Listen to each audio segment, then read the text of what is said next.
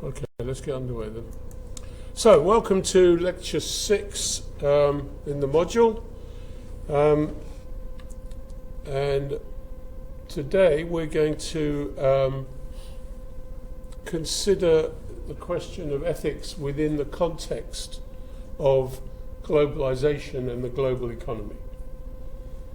If you think about some of the thinkers that we've talked about over the period of time we've been looking at this, we've talked about Aristotle, we've talked about Adam Smith, we've talked about Jeremy Bentham and John Stuart Mill.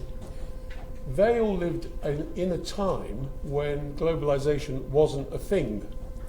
So their theories and ideas were emerged from an environment where things were very different.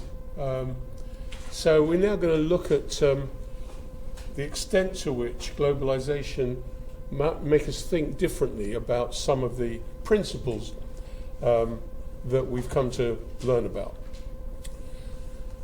So what we're going to look at is different approaches to distributive justice that have emerged, if you like, from the transformation or the transition of society and of the economy during the last 200-300 years. We'll look at the case for equality of the principles associated with ethics, and in particular talk a bit about John Rawls. We'll also contrast John Rawls' ideas with Amartya Sen's ideas, where he brings into play the notion of identity pluralism into liberal debates.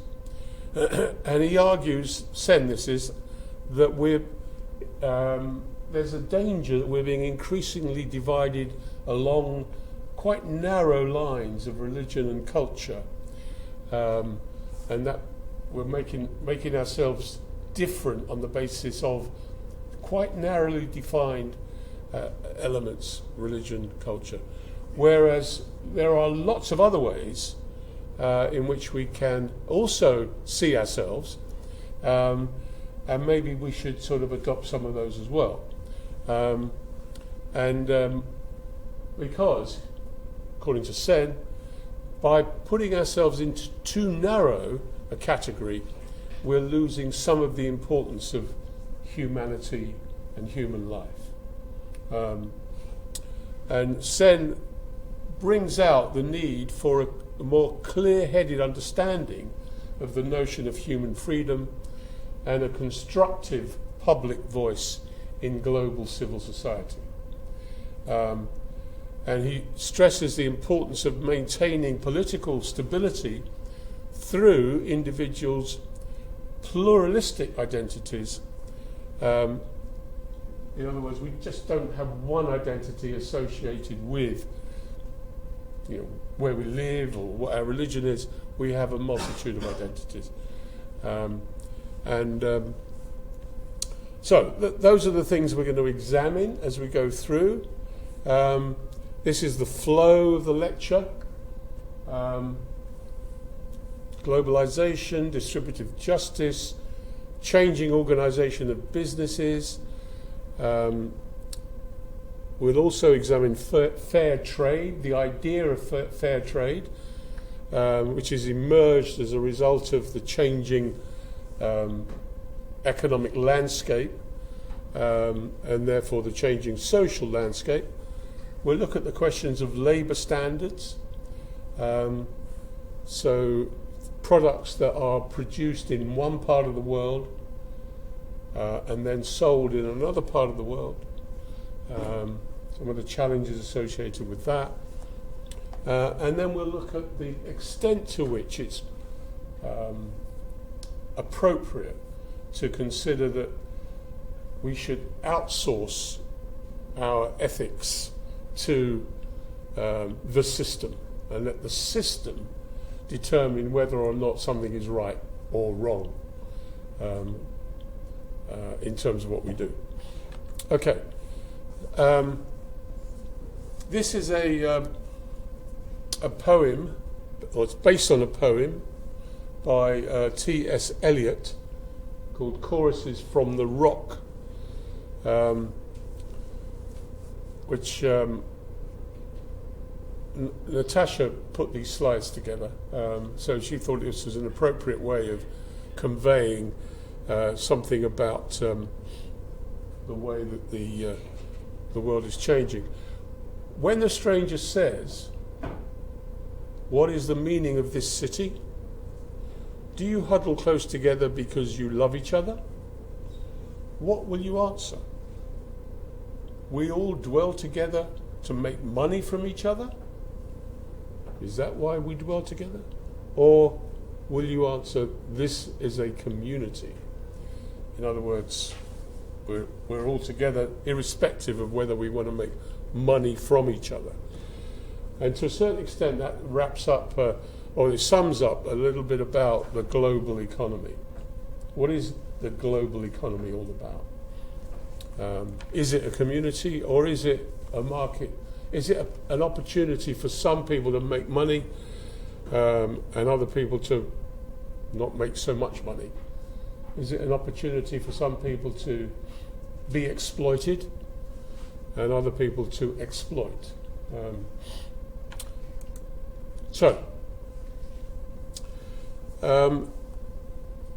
For sure, globalization has increased our interconnectedness. To a large extent, the fact that we're all here in this room is a consequence of globalization. We wouldn't be here had it not been for the globalized world that we now live in, all from different parts of the world. And also another feature is that through impersonal market relations, the lives of people thousands of miles apart have become economically and socially intertwined. People, in my career, working with lots of companies around the world, I've made friends with people that I would never have ever had that opportunity of doing, just in the same way as you have. Now coming to Sussex, rubbing shoulders with Turkey, China, India, Zambia, wherever it is that you're coming from. Is somebody here from Cyprus? No, I thought somebody was from Cyprus. There was, but I think he's not here. He's not here, okay. So, hey, there we go. So, however, it could also be considered that, okay, well, because we live in a global village, maybe we need some kind of norm or a set of codes that will enable us to work together more effectively. And not just work together, but also interact with each other, communicate with each other more effectively. Do we need some sort of global rules that enable us to do that everybody abides by?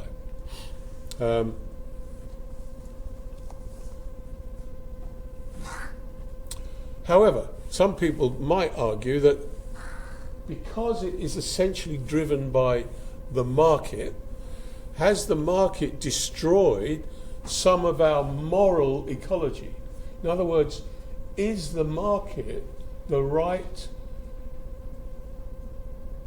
does it have the appropriate degree of fertility in terms of nurturing and nourishing relationships to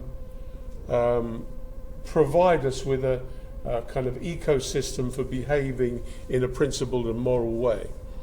And with the notion of the globalized world, geographical distance and cultural distance, and also obviously language is part of that as well, does that make it more difficult when people, because of their language differences, maybe don't understand each other as well as they otherwise could. And has this made things more difficult? So those are some issues there that we need to consider. Globalization, ambiguity, changing role of state, changing role of companies. This is based upon work done by these guys, Scherer, Palazzo, and Maten.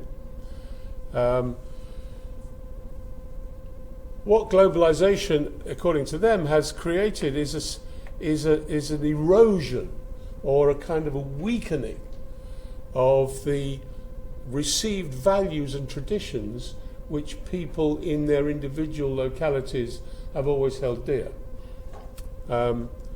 And as a result of that,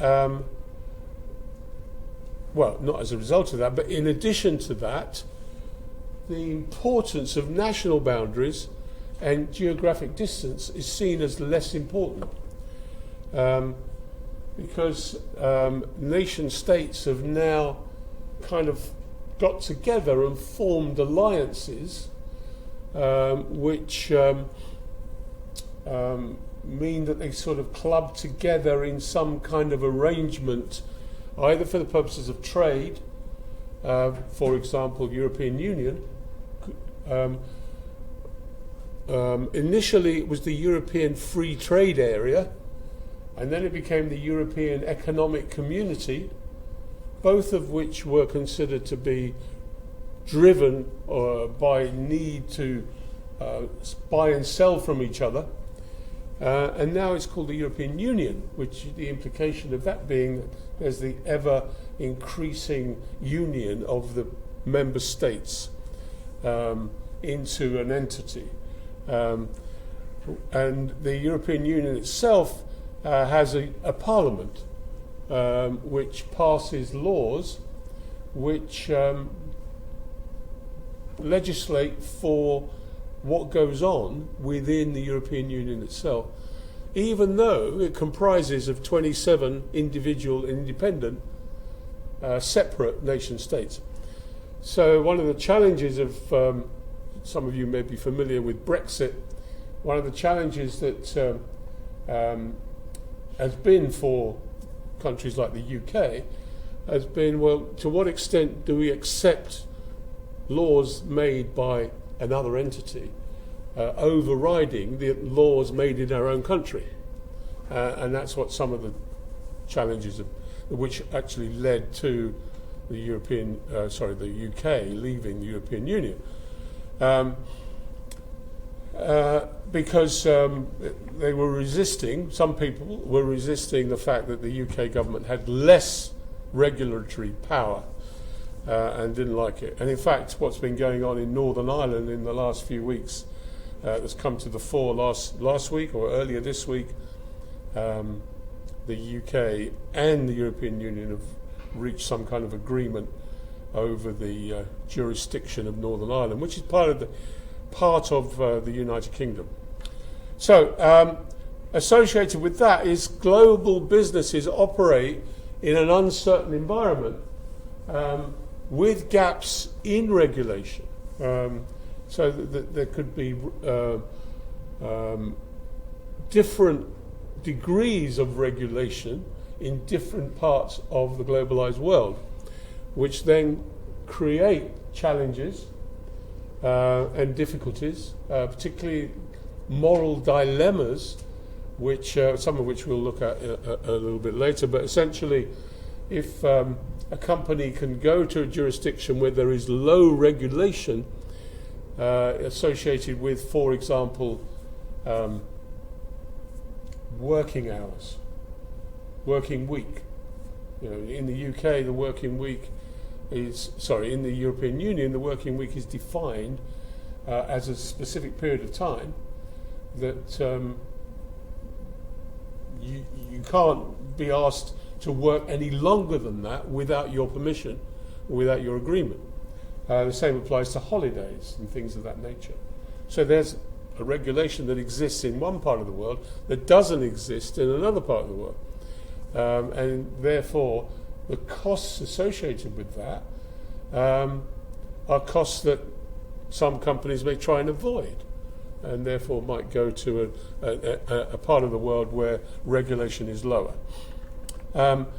In any event, these rules of conduct, is it okay for a company to go to a part of the world, hello, where there's lower regulation, therefore maybe labour costs are lower, maybe building rents are lower, and so on and so forth? Is it okay in order for a company to make more profit?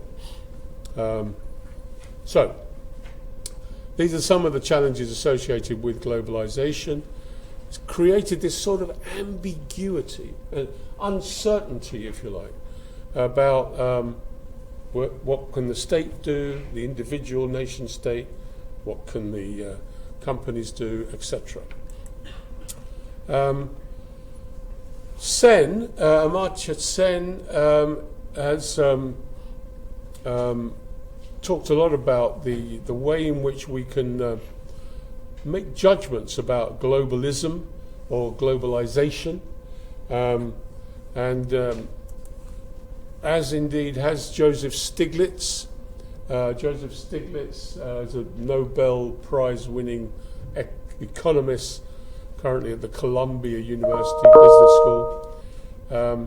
And he argues that actually developing countries don't yet have the appropriate institutions for dealing with free markets.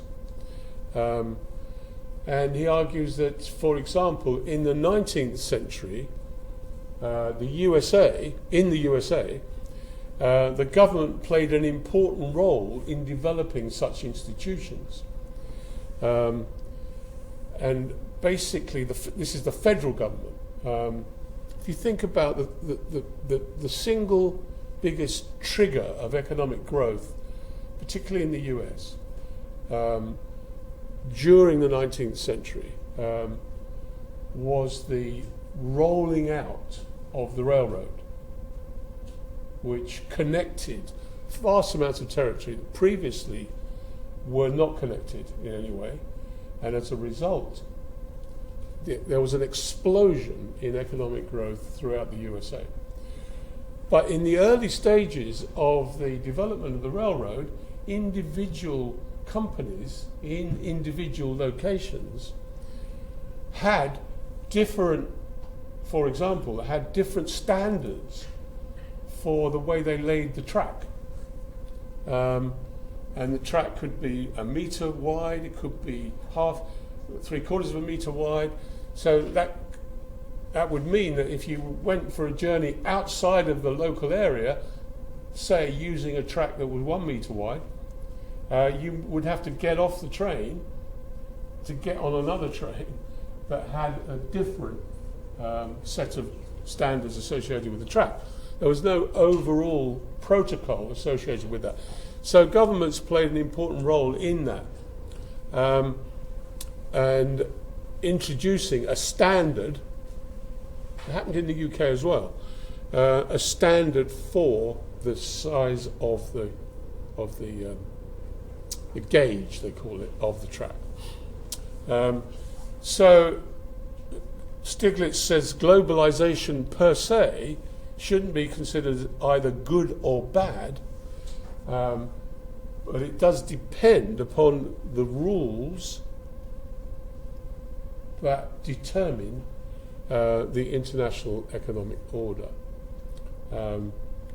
If you think about procurement and global supply chains, having a standardized measurement of, for example, weight or size of the package that is being transported would improve the productivity, the efficiency of those supply chains. So if somebody buying something from somewhere else knew that the size of the packet was determined by a common standard of measurement, a metre wide, or 10 kilos in weight, that would make things much more easy for containerization and for shipping of goods and things of that order. So the introduction of some sort of globalized measurement methodologies would provide efficiency in the way things were done. So Stiglitz has long been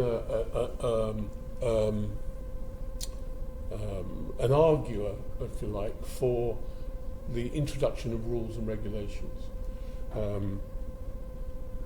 to have a more rules-based system. Of course, the irony is that the US is just about the only country in the world that still, I think there may be one or two, that still use feet and inches, that still use pounds, I'm talking about weight, that still use Fahrenheit as opposed to Celsius. So that's quite interesting. Okay, so moving on now, so sort of carrying on with that idea that there should be some kind of overall rule that enables us to determine how to do things. When we examine the question of justice and the question of fairness in terms of global, in a globalized world, how do we determine whether the benefits, how the benefits of economic activity should be distributed and allocated? Who should get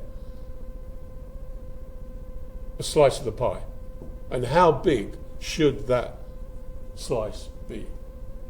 And who should determine how much you get and how much you get? How is this to be done? Within the business context, how should the firm's profits be divided between people that do the manual work, or people that do the office work, or people that manage the operation? What is fair? What is a fair price for the product? Should that be determined? And what is a fair wage? And also, how much of it, the profit of the organisation, the company, should go to the shareholders, people that own the business. So when you think about it, underlying the principles of determining distributive justice lie two concepts. On the one hand, merit. Do you deserve it? On the other hand, need. Do you need it? You may not deserve it, but do you need it? And in a way, it goes to thinking, some of the thinking that Karl Marx came up with, writing in Das Kapital, thinking around his philosophy was from each according to their capability, to each according to their needs. So that, how do you sort of weigh that up?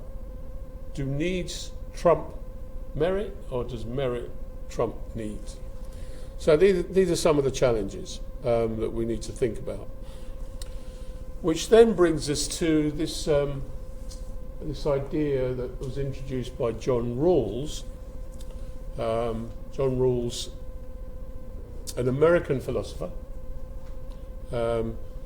viewed society as a cooperative venture for mutual gain that could be achieved through markets.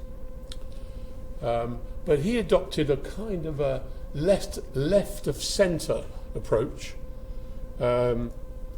which he describes the utilitarianism as a moral monstrosity, and just trying to justify a philosophy on the basis that it brings the greatest good for the greatest number, even if it made some people worse off, was monstrous according to rules. If you think about the people that left Omelas that I mentioned a few weeks ago, where they were all living in this wonderful utopian society, except one child that was suffering, and they didn't like it because they thought it was a monster. It's a similar sort of idea. According to rules, each person possesses an inviolability. What does that mean? It means a sacredness, something that should not be dishonoured, founded on justice that even the welfare of society as a whole cannot override. So this is what he was arguing. In fact, John Rawls was reckoned to be President Bill Clinton's favourite philosopher. Those of you that know anything about US presidents in recent years would know that Bill Clinton was the president in the latter part of the 20th century, in the early part of the 21st century, and he was taken with quite a few of Rawls's ideas and tried to introduce them in his policies. One of his most famous ideas is associated with the theory of justice, where he introduces the notion that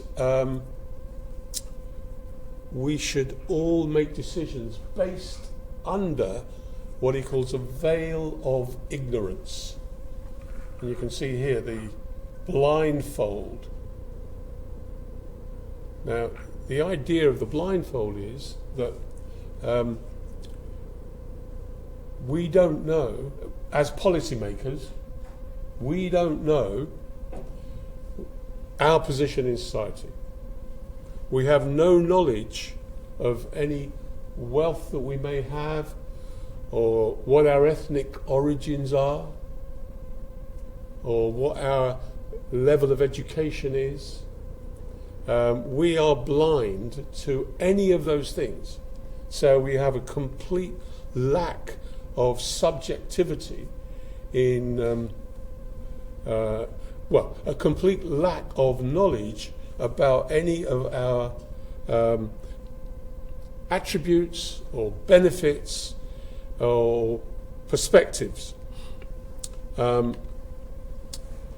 So from this position of ignorance, Rawls says we should consider what sort of society would we like to live in without knowing where our position would be in that society. And he argues that in this situation, we would adopt a risk-averse strategy. We would make policy decisions on the basis of what is the worst-case scenario. If I introduce a policy and it affects me and my family, my friends, my offspring,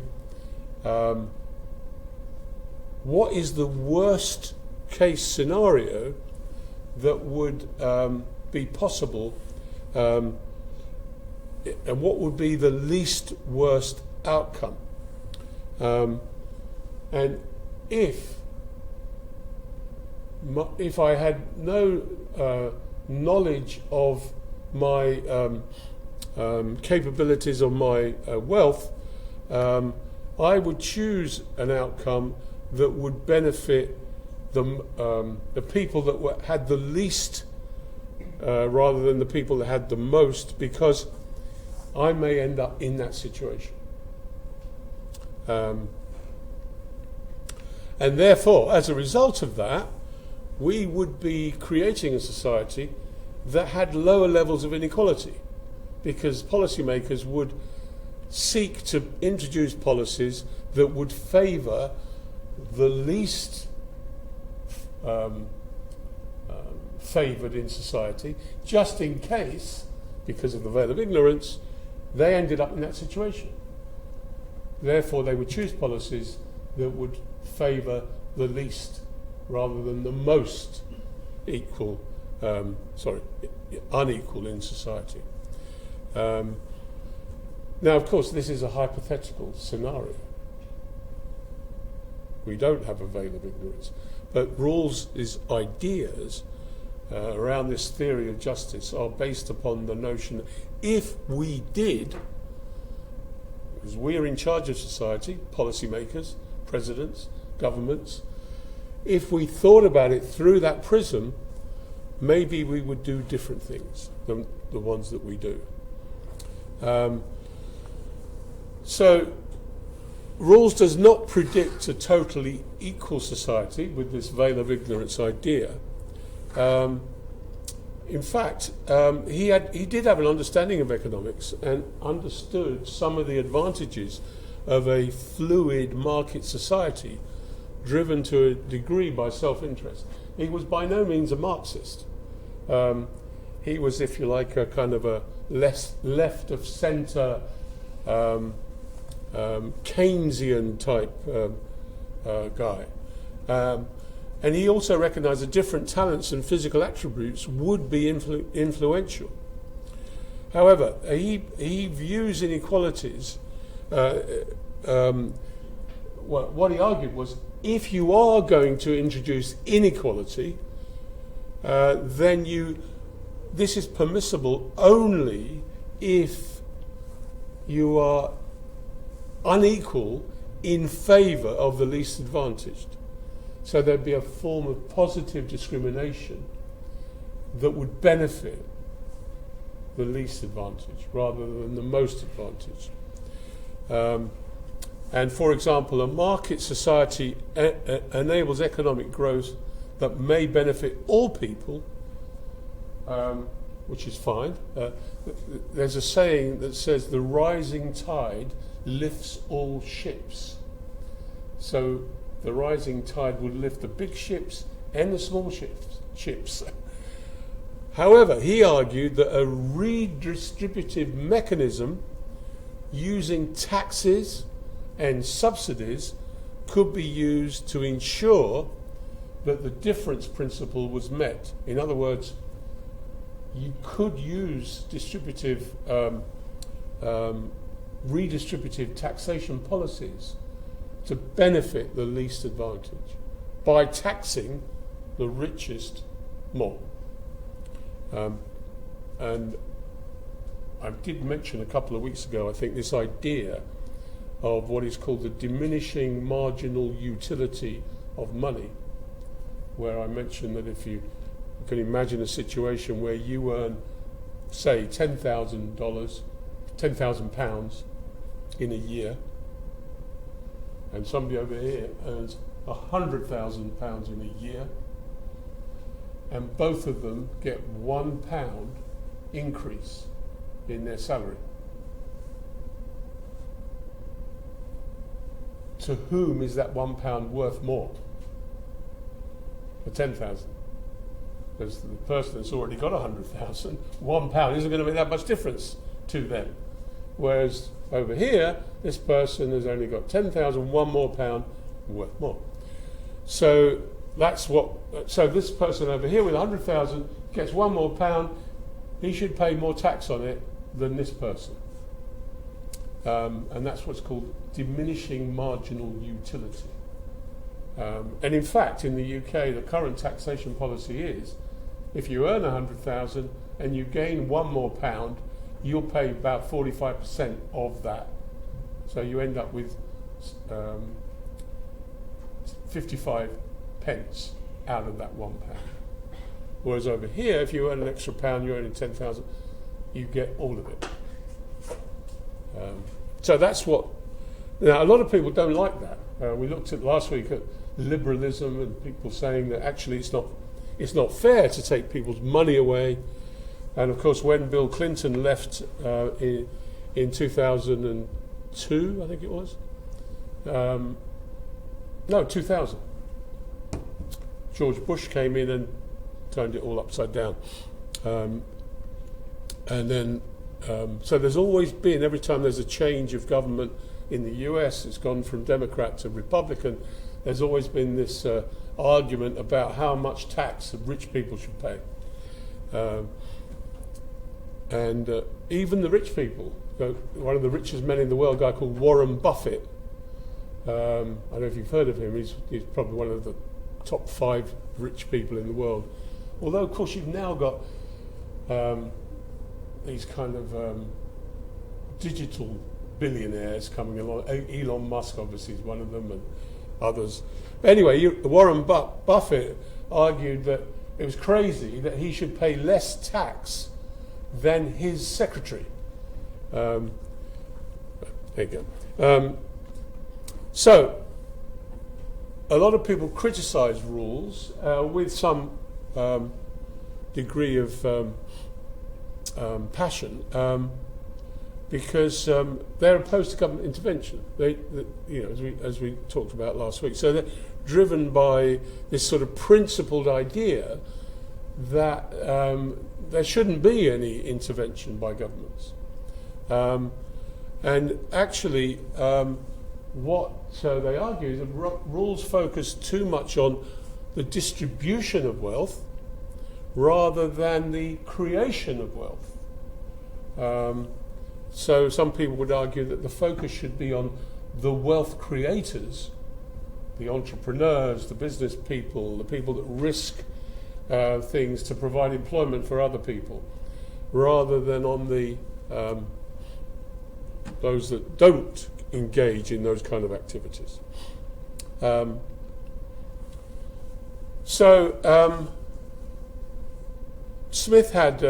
Smith had some thoughts on this, which are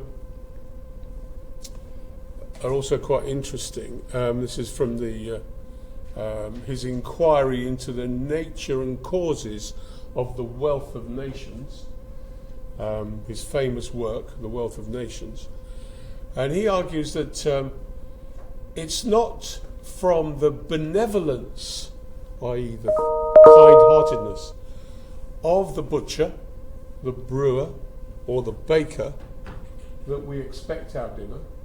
He doesn't give us, the butcher doesn't give us the meat, the brewer doesn't give us our beer, the baker doesn't give us our bread because they're kind-hearted, but because they want to further their self-interest by selling us something.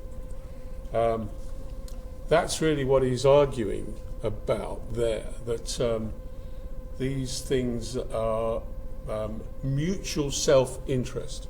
We're happy to buy, they're happy to sell, and everybody's doing that for their own self-interest, which then creates a benefit for the whole of society. The exchange benefits us all, and we do not have to be raving altruists to seek such exchange. In other words, we should pay the butcher what the price is. The butcher shouldn't give it to us for free. And this is fine, this is appropriate. And this is a good motivation for trade. But it is not a claim about the adequacy of self-seeking for economic success in general. Unfortunately, in some schools of economics, the reading of Smith does not seem to go much beyond those few lines. This is Sen talking about Smith in his work, Adam Smith and the Contemporary World.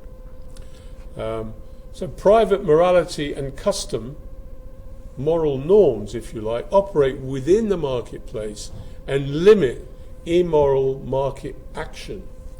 We talked about this a couple of weeks ago, that for a market to operate, there needs to be trust.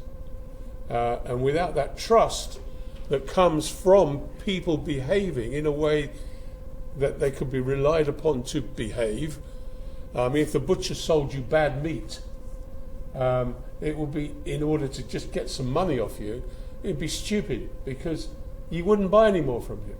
And not only that, you'd tell other people, and they wouldn't buy from that butcher. So there's these norms operate which make things work.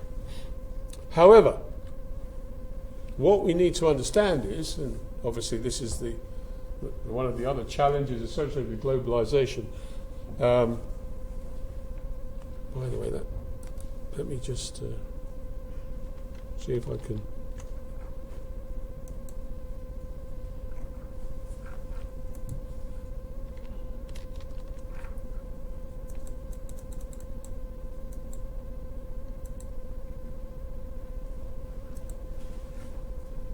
Maybe I can make this bigger.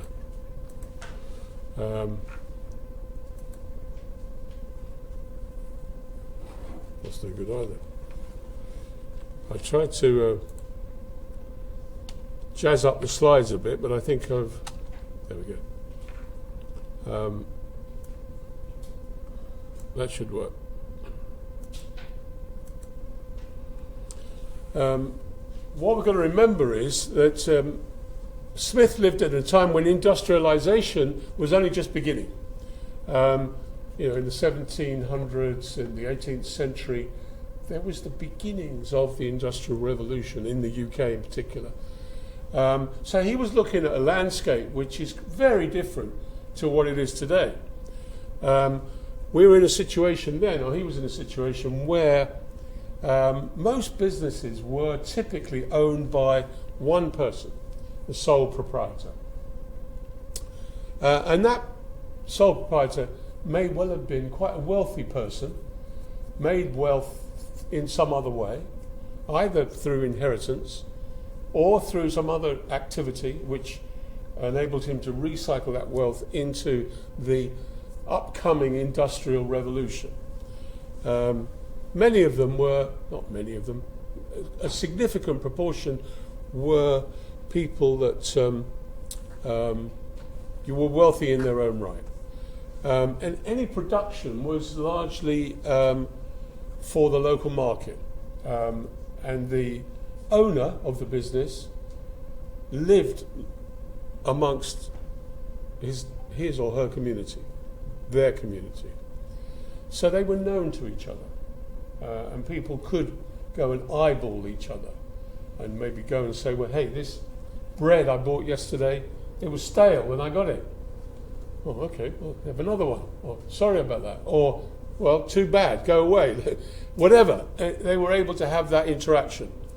So thus there was a tendency for the self-interests of the business person to be aligned with the interests of the local community, because the business person would know that the local community were the customers. With the inventions, with new inventions, the scale of production increased. Therefore, there was a creation of surplus. So you move from having one bakery to having that served a town to having a bigger bakery that served many towns.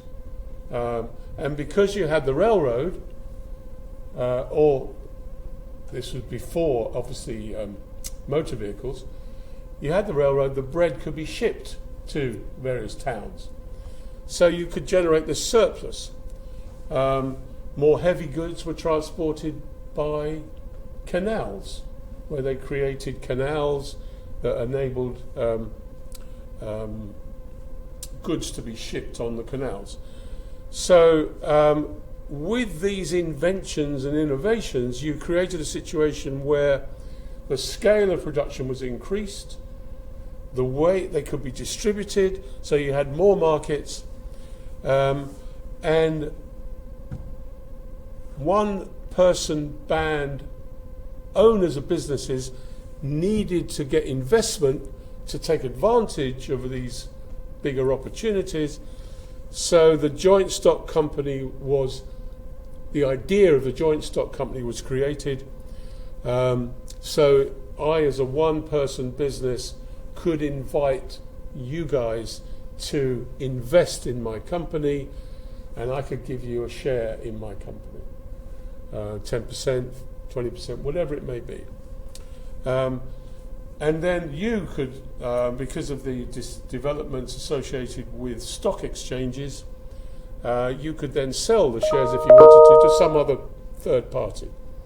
So the ownership of the firm was distributed, as was the customers of the firm were distributed.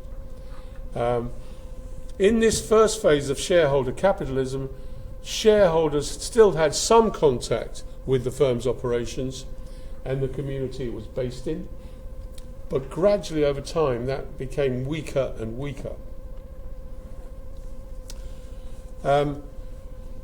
So, looking at it from the perspective of moral sensibilities, have markets reduced our sense of morality?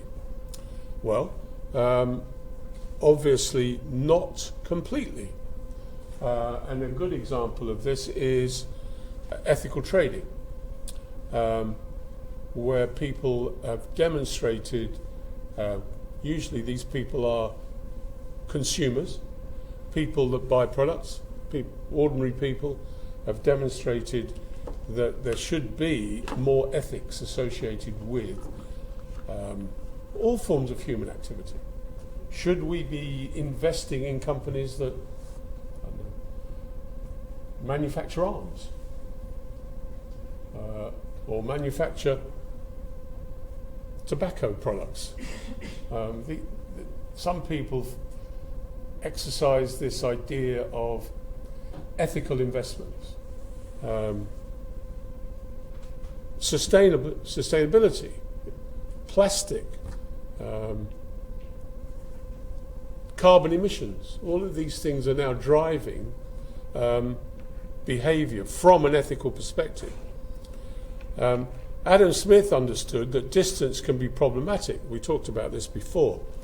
Geographical distance and also some sort of cognitive distance, where we may not be far apart physically, but we may see things differently or think about things differently because of different culture or whatever.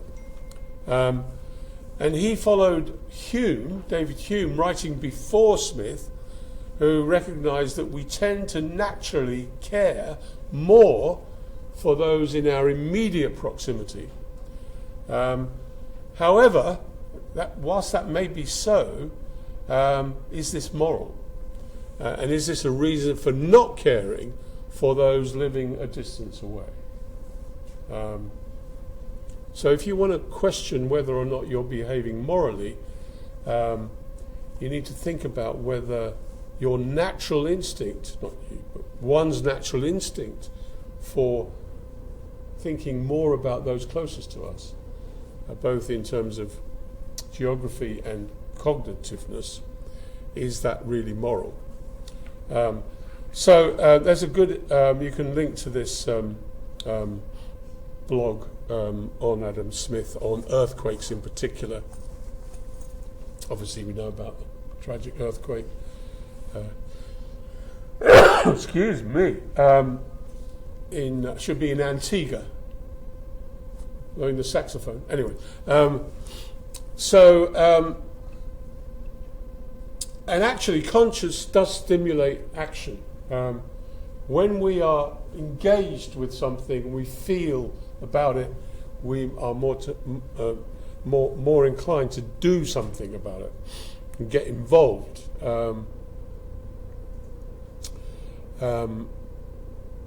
Okay, so one example of this kind of ethical approach is the fair trade movement, which is a trading partnership based on dialogue, transparency and respect, which seeks to generate greater equity, that means fairness, in international trade. It contributes to sustainable development, another ethically driven aspiration, by offering better trading conditions to and securing the rights of marginalised producers and workers, especially in the south, what they call the southern hemisphere, or the south of Europe, where generally speaking southern Europe is considered to be poorer than northern Europe. Southern Hemisphere considered to be poorer than the Northern Hemisphere. So you can see here echoes of John Rawls saying, well, if you are going to be unequal, make sure you're unequal in favour of the least or the most disadvantaged. So if you're going to be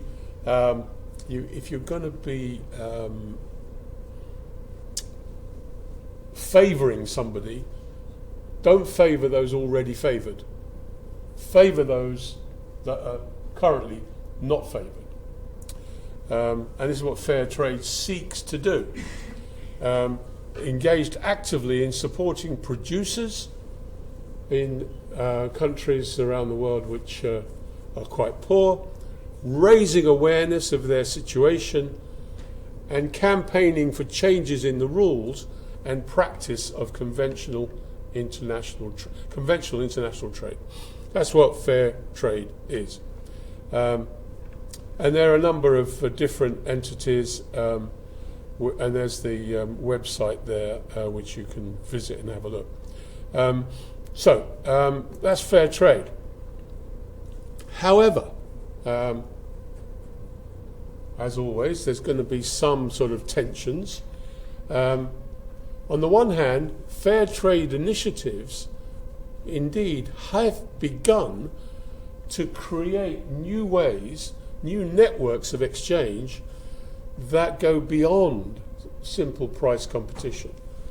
Because some providers cannot compete on price because they haven't got the economies of scale that others have. The big companies and the small companies. The big companies are always going to be advantaged through that process. However, fair trade is helping to kind of put business more in the way of the small producers. On the other hand, fair trade actually may only help a minority of producers. And furthermore, if they did help a larger proportion of producers, then those outside the fair trade arrangements might experience even lower prices. In other words, if you're favouring a group of people and providing them with beneficial trading arrangements, you may be undermining the well-being of those that are outside of those arrangements. Okay? No, they may not be huge companies, but they may be kind of middling companies, but don't qualify for the fair trade because they're not small enough. You may be damaging them. So there's some challenges there. And this is Reynolds writing in 2000, re-embedding global agriculture, the international organic and fair trade movement, agriculture and human values. In fact, you're probably aware of Bill Gates, another one of these billionaires. Microsoft set up Microsoft. He has the Bill Gates Foundation, which provides funding for farmers around the world to improve their situation. So this other one here, interesting discussion by Mohan, Fair Trade Without the Froth, Dispassionate Economic Analysis of Fair Trade. This is quite interesting because a lot of fair trade is to do with coffee, and so coffee without the froth would be an espresso as opposed to a cappuccino. So that's an interesting sort of idea, but have a look at that. You'll find that interesting. Okay,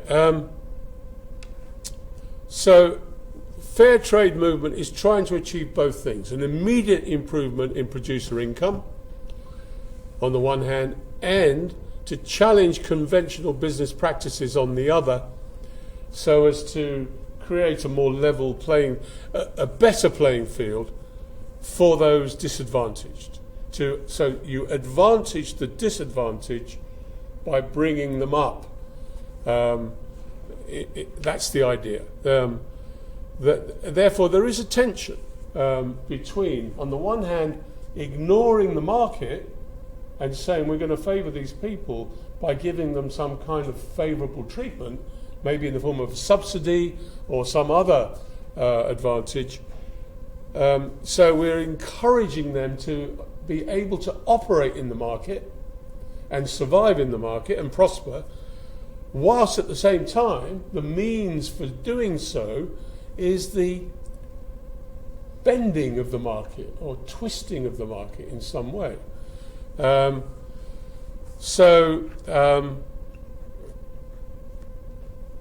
is this tension, according to these guys, Moore and Reynolds, between being in the market and against the market.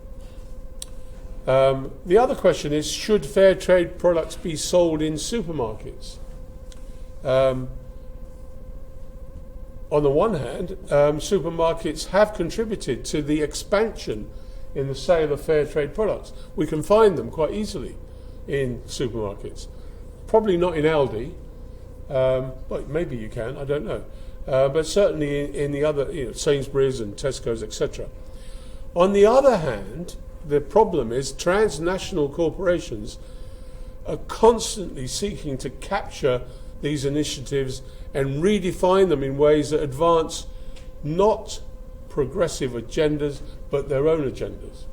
So they're trying to position themselves as being fair and sustainable and things of that nature. So these are some of the things that we need to consider when we're looking at the idea of fairness in trade. If, as a result of fair trade, the big companies benefit because they're kind of associating themselves with ideas of fairness, it's a bit like greenwashing. It's a bit like sort of presenting yourself in a way which may not actually be the case. You're not necessarily being altruistic, in other words. We talked last week, do you remember, about the 3 sons and the mother. One son looked after the mother because he didn't want other people to think badly of him. The second son looked after the mother because he enjoyed it. And the third son looked after the mother out of a sense of duty. So it was only the third one that was acting morally. So in the case of these companies that adopt the idea of fair trade because it makes them look good, is that being moral? Well, not according to Kant. So the other aspect here is labour standards. One of the challenges of globalisation is that you can offshore production. You can close a factory in, let's say, somewhere in Ohio or Detroit, close it all up, make people redundant, goodbye, and open a factory in somewhere else, Cambodia, Vietnam, elsewhere in the world, where they have lower labour costs, lower labour standards, and therefore jobs go from one part of the world to another part of the world. People over here, where they had the jobs, are now without jobs. So the rich companies have more people in them that are poorer, which increases inequality, because there's still plenty of rich people there, but the proportion of rich people gets smaller and smaller as the proportion of poorer people gets bigger and bigger. Hence the idea of the 1%, the 1% of the 1%. And this has led to some to call for global uniform labour standards, where there should be some sort of level playing field, where if you're moving a job from here to there, over here you've got to abide by certain regulations which cause labour costs to rise. Those regulations should exist elsewhere. Now the consequences of that may be that the job doesn't move from there to there. It stays there. But what about the people that haven't got jobs over here? challenges. Working conditions is another thing. This is a quote from somebody who works in a sportswear factory in Thailand. We work until 2 a.m. or 3 a.m. during the peak season. We always have to work a double shift even though we are exhausted. We have no choice. We cannot refuse overtime as our standard wages are so low. Therefore, we need the overtime to get a reasonable wage. Sometimes we want to rest, but our employer forces us to work. That wouldn't happen. Well, could happen, but it would be against the law if it did happen in European Union or in other parts of the world. And don't just think that Puma is, it's a quote from Puma, but lots of other companies that have examples of this. In fact, Apple and Foxtron working in China, similar sorts of situations.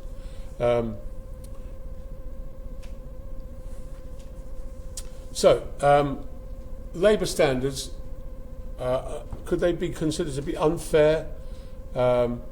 Because labour standards are needed because in poorer countries, workers have a lower opportunity to have bargaining power collectively against the big companies.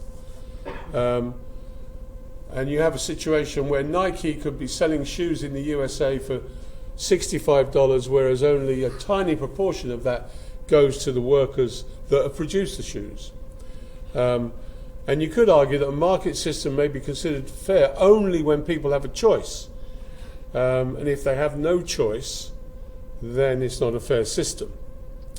You also have,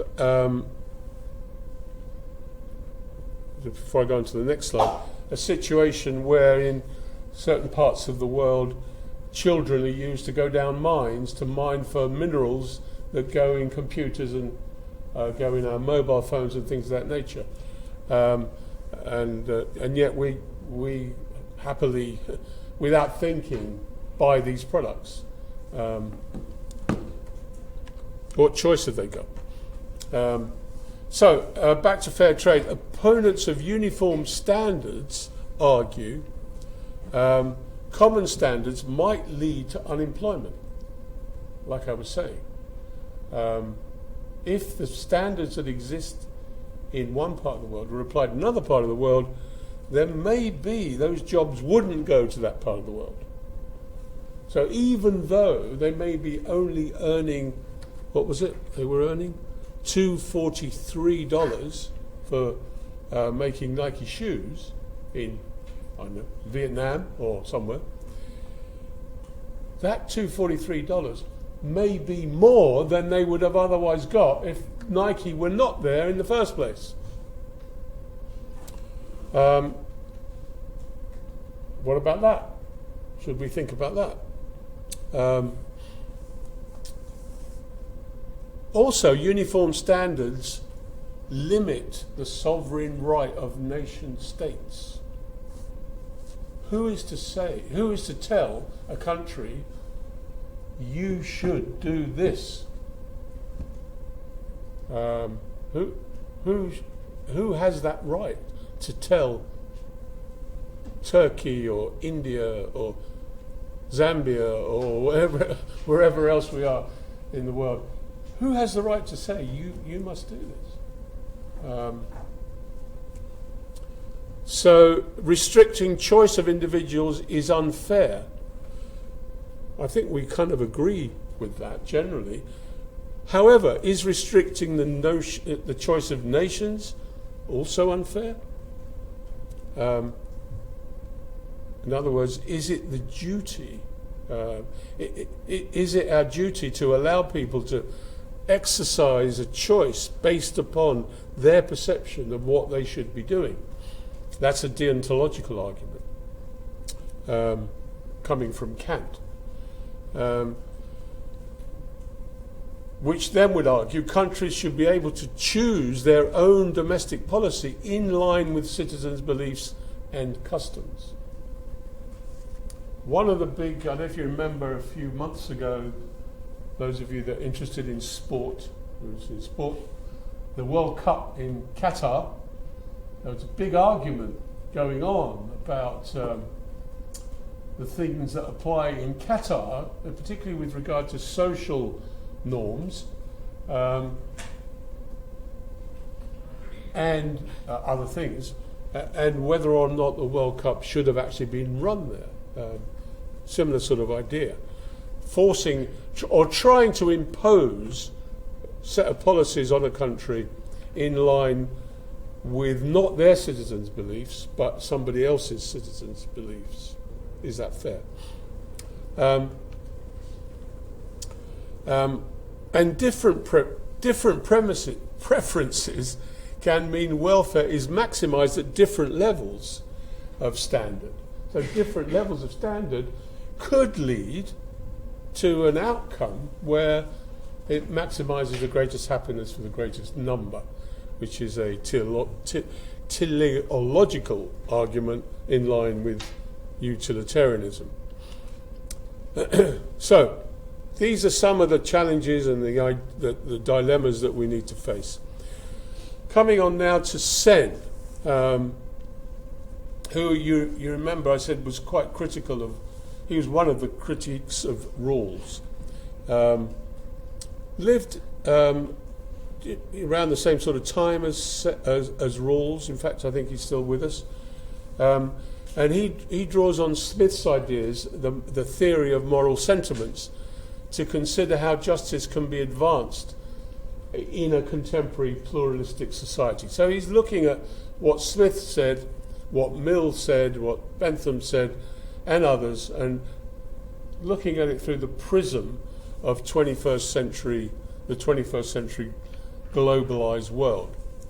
And he sees a much more complex landscape, as opposed to Rawls, who tried to introduce this hypothetical idea.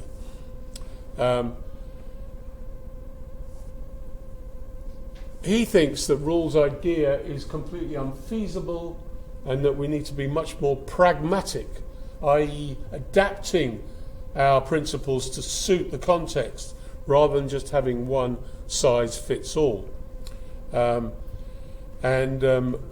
there are some links to Sen there, a YouTube clip, and some of the publications there which you can get derived from his book, The Idea of Justice.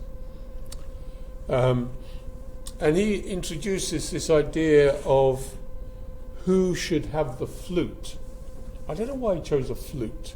Could have been anything really, but flute's a nice idea. Who should have the flute? Anne, Bob, or Carla? Well, Sen's idea is that there are competing ideas of justice, so you cannot achieve an ideal state of justice. However, although rejecting the possibility of a perfect, we should try and think about how we can make the world more just and consider comparative justice and make small changes that move in the direction. A bit like echoes, if you like, of John Stuart Mill, who said we should take the long view. So who should have the flute? Anne, she's the only one that can play the flute. So let her have it. So she can go and play in big theatres, maybe stadium concerts, maybe making a lot of people happy with her beautiful music, maybe selling lots of records, big downloads, making lots of money. And she could pay tax, and then the government could take that tax and use it to build hospitals and roads and whatever. So that people like Bob, who has no money, he would benefit. Or should Bob have it? Because he hasn't got anything, Bob. Got no toys, can't play a musical instrument, but he could have fun by blowing on it, and it would make him happy, and it would save his mum or dad having to buy him something on his birthday, because they haven't got any money either. Should he have it? Surely that's fair. And what about Carla? She made the flute. She was the person that manufactured it, that worked hard to create this instrument. Beautiful instrument, precision made, lots of talent, master of her trade. Shouldn't she be the one that benefits from it? So you can see, you can make arguments. And of course, this is a metaphor for all sorts of things. So this is Sen's sort of dilemma, really, that how do we decide who should have the flute? And Sen's critique of rules actually is the fact that rules doesn't recognise, according to Sen, the idea of plurality. We can have different identities and different needs. And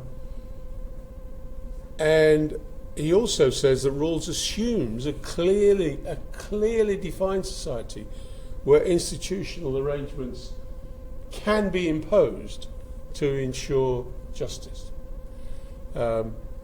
Whereas, according to Sen, his definition of pluralism is the belief that no one single view of reality can account for all the phenomena of life.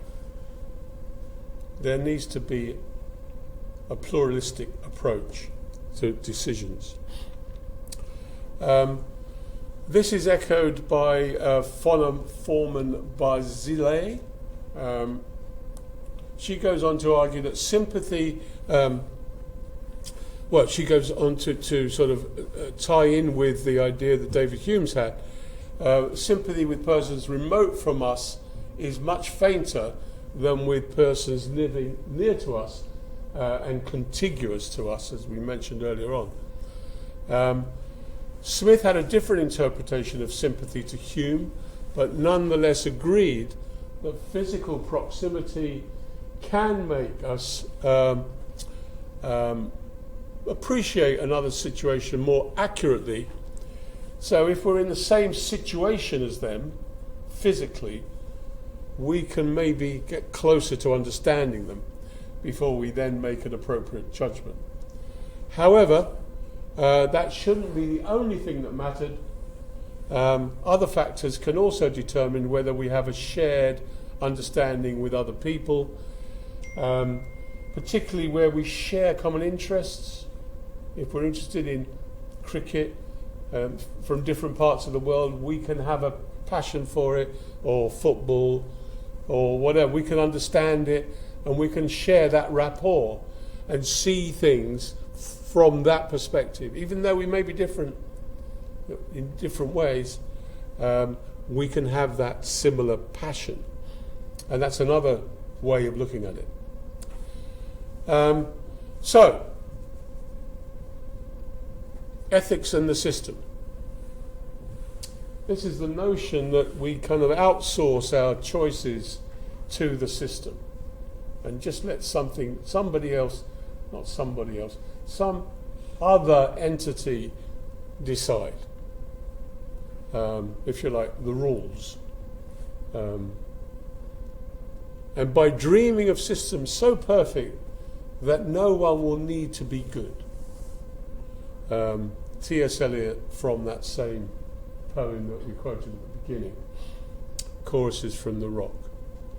The man of systems imagines that he can arrange different members of a great society with as much ease as the hand arranges the different pieces upon a chessboard. He does not consider that in the great chessboard of human society, every piece has a principle of motion of its own. And this is again Adam Smith in his theory of moral sentiments. So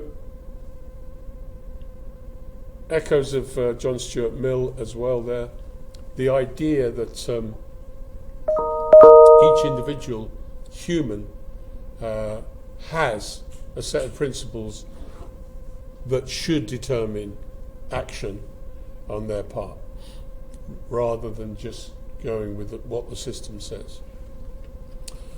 Okay, so we have looked at globalization, touched on it, and considered how it's very different. The landscape today is very different to when Adam Smith, John Stuart Mill, Jeremy Bentham, Immanuel Kant were writing. And so we've tried to see things through that prism. Some of the challenges associated with distributive justice. Looked at Sen, looked at rules, veil of ignorance. We've looked at the way in which businesses have changed from being sole owners to being owned by other shareholders to being much more globalized, with the consequential impacts associated with not just changing ownership, but also changing customers and also changing suppliers and global supply chains. Because going back to Adam Smith's day, the baker, the brewer, the butcher would be getting supplied by the local community. And now we're getting supplied from, you get New Zealand lamb, you get beer from India or China or wherever. So that then brings us to fair trade and the idea of fair trade and some of the challenges associated with it. There are echoes in the fair trade movement of what John Rawls has said about, if you're going to favour anybody, make sure you favour those that are least favoured. In other words, if you're going to be unequal in favour of those that are least advantaged.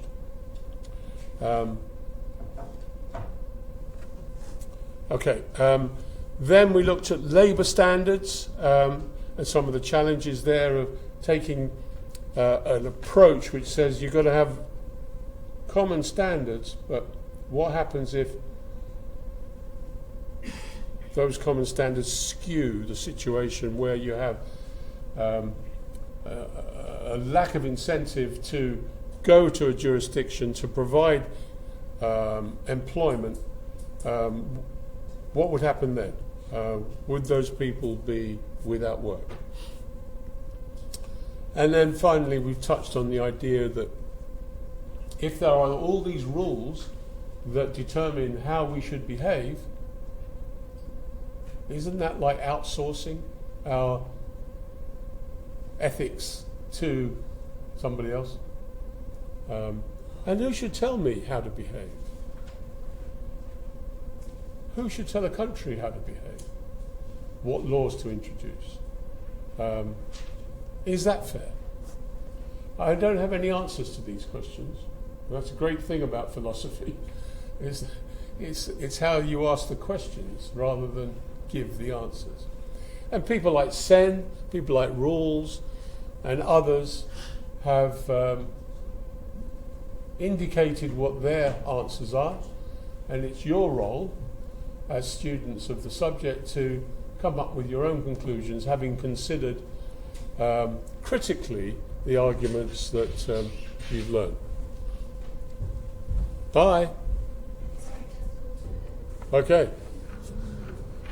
Okie dokie. So, what's the next slide? Oh, yes. Do you have any questions?